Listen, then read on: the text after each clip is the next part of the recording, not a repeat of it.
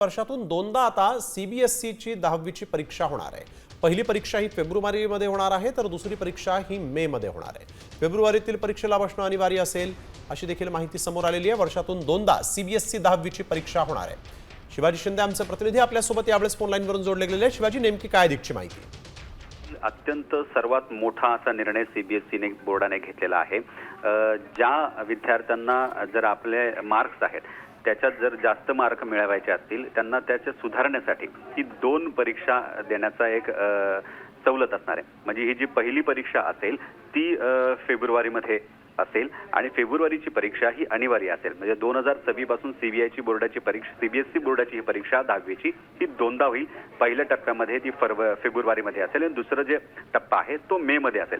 ही परीक्षा याच्यासाठीच घेण्यात आली आहे। जर एखाद्याला आपले मार्क्स वाढवायचे असतील तर तो 2 परीक्षा देईल। जर फेब्रुवारीच्या परीक्षेत कमी मार्क मिळाले, त्याला वाटलं की आपल्याला पुढच्या परीक्षेत बसून आणखी मार्क मिळू शकतात, तर तशा पद्धतीने ते 2 परीक्षा दिल्या जाऊ शकतात। बिलकुल, धन्यवाद शिवाजी आपण दिलेल्या सविस्तर माहितीसाठी। तर आपण बघतोय दुसरी परीक्षा ही मे महिन्यात होणार आहे, कारण जर कधी विद्यार्थ्यांना कमी मार्क मिळाले आहेत असं वाटत असेल तर त्या विद्यार्थ्यांसाठी आता हा दुसरा ऑप्शन देखील सीबीएसईने दिलेला आहे। वर्षातून दोनदा सीबीएसई 10वीची परीक्षा घेणार आहे, त्यामुळे 10वीच्या परीक्षेचा जो काही विद्यार्थ्यांवर जे दडपण येतं ते कमी होण्यासाठी नक्कीच मदत होईल। एक महत्त्वाचा निर्णय सीबीएसईने घेतलेला आहे।